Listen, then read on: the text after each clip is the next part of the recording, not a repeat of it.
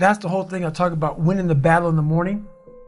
So every morning I wake up, I believe in winning the battle against yourself. People say, why do you say that? Because there's a lot of things you can control. When you wake up, I talk about making your bed. Make your bed, make sure your house is clean, make sure you get your breakfast, make sure you shower, shave, whatever you're doing, control that. Don't hit the snooze button. All these things are very important. That's been told a lot of times. Why don't you hit the snooze button? Because you wake up already failing. You're already behind the power curve. So what happens when you hit the snooze button? You may not make your bed. You may not do your hair the way you want it. You may not pick the right clothes out in the morning time. And I go back to this real quick. Remember how you had a job interview for a job? We've had several of them in our lives. What did you do the night before that job, weeks before the job interview, when you knew you had it? You prepared you had a bowl out for your oatmeal, your cereal, whatever you had in the morning time. Your coffee cup was out. Your clothes were laid out. You studied, you rehearsed, you were ready. You brought your best self. You were going to war with yourself because you wanted that interviewer to see your best self. You won. You got the job. After a few months in that job, you look around, I got the job. You start to back off. The clothes aren't out. You're not ready. You're hitting the snooze button. You don't get up on time anymore. You realize that you can still have this job and not be your best self. The interview you is gone.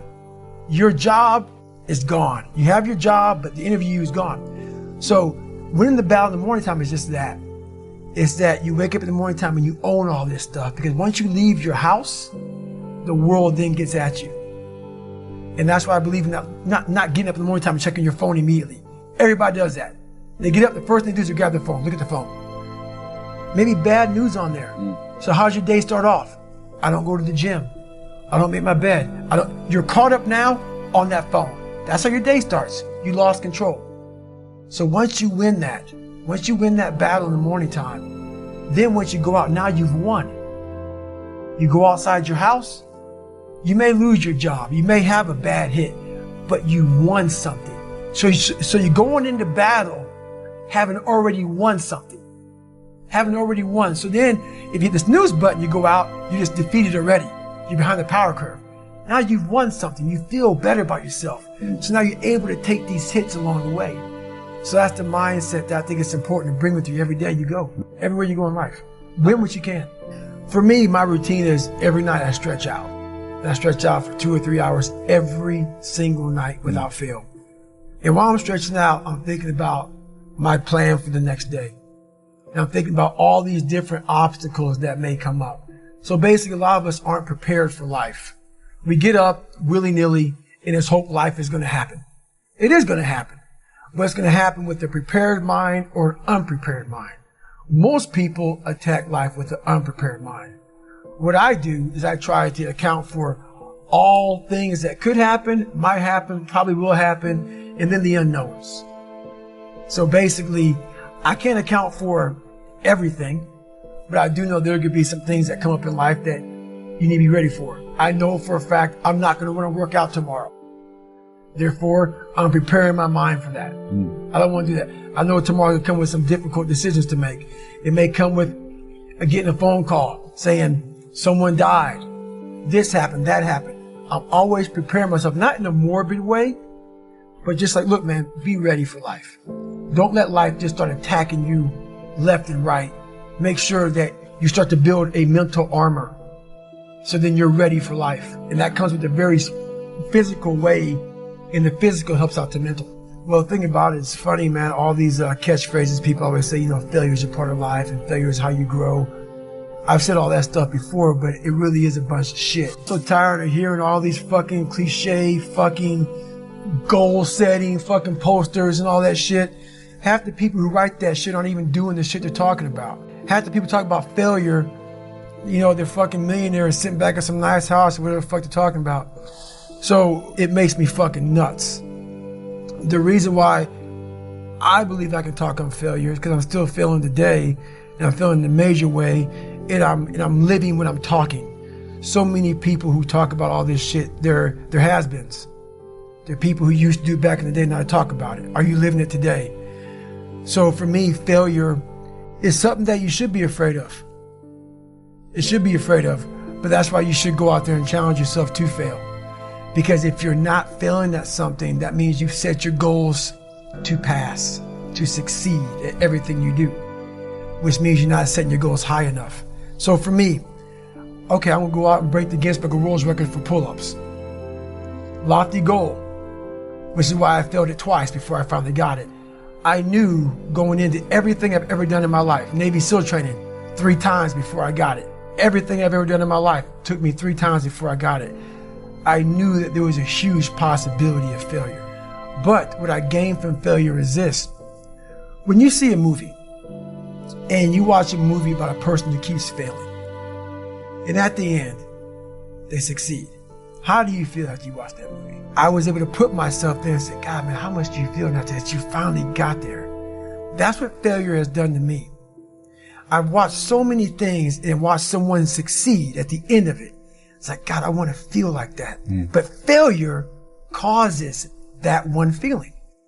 Without that failure involved, you don't have that feeling. If you just pass and you succeed and you're great, that feeling, yeah, okay, I'm good. What takes you years, months, years to accomplish because you just can't get over the hump, but you continue going back to the drawing board. You're looking for those few seconds after you finally figure out the equation, whatever the equation may be, to get you to finally pass, to succeed.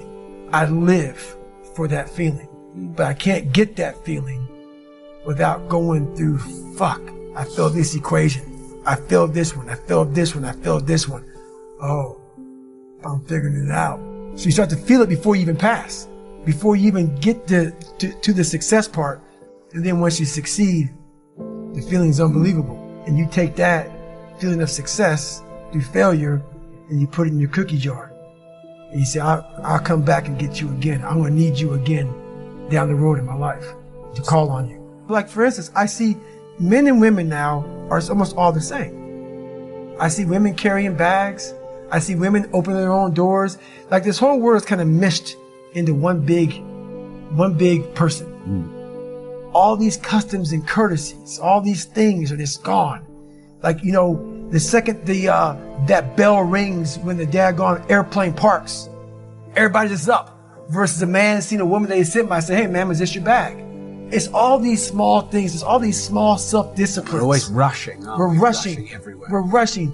People aren't holding doors. It's all these small things, these small disciplines. Why do you make your bed in the morning time? When I was in the military, I never forgot. I was like, why the fuck are we folding our shirt up this way? Why? Why am I making these hospital corners 45 degrees and then folding my bed back 6 inches the size of $1? Why am I doing this? All these small things that we do in life are building your mind up for discipline. And all those disciplines are gone. So that's the one thing that we definitely miss is self-discipline. It started off with the Rocky and Rambo movies. You know, those are kind of like my fathers when I was coming up. But then when I finally met this guy named Scott Guerin, this guy that fell off it, you know, he had a parachute accident. A guy crashed through his parachute and he fell 13,000 feet, pretty much to his death because his parachute collapsed and he fell 120 miles an hour to the ground. I mean, that picture in the book. It's disgusting, right?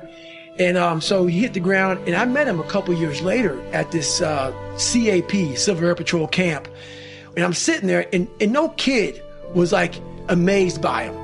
You know, they're like, okay, this is a great story. I'm a kid, let's go. I'm sitting there, he comes out, and I was amazed by Rambo. Like at a young guy, like, oh my God, this is the real Rambo. He came out, he had, you know, he got his throat cut open to, you know, to open up his airway. And so I saw he got trached, and I saw all these different things. I was like, my God, he came out talking all like Clint Eastwood, and he shared the story, and he's all hardcore. And I started following this guy, but he didn't know I was following him. So for a week long, he did push-ups and flutter kicks, and all. I was like, man, that is the real Rambo. I was looking for strength my entire life. I didn't have any. I was a really weak kid. My dad beat the living shit out of me and I was strong as a young kid. But me protecting my mom for so many years in that house, my dad made me very afraid because he beat the shit out of me every time I went at him. So in that, every man wants courage. Every man wants strength. At least this one does. So I found it in every way possible. And when I see a strong guy, I was like, okay, maybe he could teach me. So he didn't know anything about me. So time went on. I left school, you know, and then this guy was in my mind. We had zero money, man. Like at one time we lived in a $7 a month place, government subsidized apartments. Now we live in like a $200 place at this time. I searched, I went on a $500 phone bill. And back then, dude, and having no money, my mom wanted to kill me. I was in search of Scott Guerin. Yeah, no Google, no internet. No nothing. You're just randomly calling up bases? Air Force bases, man. Calling up Air Force bases, man. Hey, do you know what Scott Guerin? What do you mean? I'm like, who's Scott Guerin? I'm like, he's a pararescueman. A what? Because, you know, pararescuman, you know, there's not a lot of them. So I started getting, okay, there's a PJ base here, a pararescue base here. So I started tracking down pararescue bases. Finally, Key West, Florida. He's a scuba instructor down there in Key West, Florida. I leave a message. He calls back, gets a hold of my mom. I'm like, I cannot believe this guy called me back. My first question to him was, hey man, can I come stay with you for a week? He's like, who the fuck are you, man? He didn't know who the fuck I was. The guy let me come stay with him for a week. I think he said about 4 words to me in the entire week. We PT'd together, and I didn't need to hear a word from him. He didn't talk a lot. He was an instructor. I would go to school or to scuba school with him. He would instruct. I sit on the couch for 10 hours. Sit in the lounge on the fucking couch for 10 hours. He come back, pick me up. We go for a run. He go home. We ate fish every fucking day because we had to go out in the ocean, you know, like go lobster hunting. I hate the fucking water. I was scared to death, but this guy went in, so I'm going in. And I left there with just one big thing. That's what I want to be. If I was born with a silver spoon and everything was given to me and life came easy, but knowing where I came from and where I'm at now, just because I was able to crack open a few more doors, that's what's disappointing for me, for other people. You know, so it's not that I want to live there. I know I can go there. And once again, I know other people can go there. So I guess that's the thing with me is I know I have the ability now to go to a place that's very, very hyper-focused, that I can accomplish some pretty amazing feats. Not because I'm amazing, because I allowed my mind to be open-minded for the possibilities of what can I achieve. Most of us fail in life because we're afraid of what everyone around you is thinking. That's 100% truth. So we live by the narrative of other people. When I first called a recruiter to be a Navy SEAL and I was 297 pounds, the first recruiter looked at me and said, "You're not going to be able to make this, man." So what he was doing was he was projecting his energy on me. He knew he couldn't be a fucking Navy SEAL. So God helped this black guy, because I was only the 36th African American to make it through in over 70 years. How's this black fat guy going to make it through in my ass? He wasn't even willing to try. So he's projecting it. So a lot of us who are negative people, all we do is project how we feel on other people. So what happens is that there's a lot of negative people walking around the planet Earth who are afraid to try. Because a lot of people are very negative in this world. So we are afraid to fail. Why? I told you, man. Shouldn't even try it, dude. Just chill out, relax. Why are you so crazy? Why are you so obsessed? So all that stuff drives the quitting mind, I call it. The mind wants to quit. The mind's tired. The mind's tired. The mind's deserving. The mind thinks it's very deserving. So yes, the biggest problem in this world is other people, not yourself. It's other people in your head. They are puppet mastering you pretty much on your life. Because I realized once I was talking to myself the right way and all this shit wasn't in my mind, wow, I went from this piece of shit kid who thought he was dumb, not successful, insecure, who stuttered when I first saw somebody, to a person who can now do all these things just because I now control my own mind. When you get to the point where you really fucking don't care, you're dangerous. You become very, very dangerous. I'm not saying don't care like, I don't care if I do that. No, when you don't care about other people and how they view you, about how you walk, how you talk, how you dress, where you want to go with your life. You know, growing up, I didn't want to tell anybody I wanted to be in the military. Because why? Some of my black friends, I was afraid of what they think. I was afraid of what other people thought about me. So now, when I go in the military, I didn't know you want to fucking join the military. I ain't tell you because I was afraid of what you thought. Once again, man, you're allowing other people to shackle your mind. It's the worst thing in the world.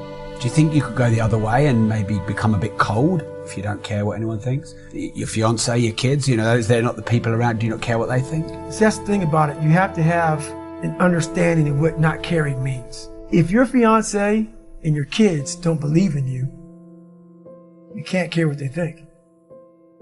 That means you chose the wrong support staff. There has to be, so that's why a lot of people don't understand one another. Your support staff has to be like, if I want to go out and do whatever it is, my support staff is, you know, my fiance. If she's like, you know what, you know, I don't think that you should be doing that, I have to take it, you know, why? So I can be open-minded. So why are you saying this? But if she's saying it because of her, you know, that's not the right thing. Because I need backing to do what I'm going to do. Open-mindedness, I need support. So you got to be very clear thinking about all that stuff. My circle's very small. I make sure I didn't handpick these people. Because I'm like, so you don't want people in your corner that are like, oh, let me pat you in the back for whatever the fuck you do. I don't want people patting me on the fucking back because I fucking woke up in the morning. No. So you don't want that. You want people who are honest with you, who are going to tell you what the fuck is honest. Honest and truthful people. So someone who's honest and truthful, who has lived and is accountable for their own personal life, that's who you want in your corner to say, hey man, you know what? You're pretty fucking dumb for doing this, dude. Like, this is not smart. Or you're being a turd today. You're not getting after it. That's who you want in your corner. So you don't want a lot of people, hand-pick people to be in their corner who kiss their fucking ass. You don't want that. So you're very selective of who those people are. I'm selective. Yeah, but you'll listen to those people when you have to. Yeah. You have to. So one of my best qualities is I'm open-minded to the right people. But I don't respect a lot of people. Because how am I going to respect you if you're not fucking grinding every day? And I don't mean working out, getting to the gym. Really going out there and grinding. So if you don't know how I'm living my life, how am I going to respect you? So you have to be a hard worker, period, doc. You got to work your fucking ass off. That's where I get respect from you. So if you're working hard every day, now you have an opinion in my eyes. But if you're just a guy who talks shit and you live this fucking life of talking shit, come on, dude. I understand one thing. You're just talking shit. But if I see you every fucking day of your life trying to be better, every day going through all the wickets to be better, you got my attention. I respect you now. So respect is the first thing.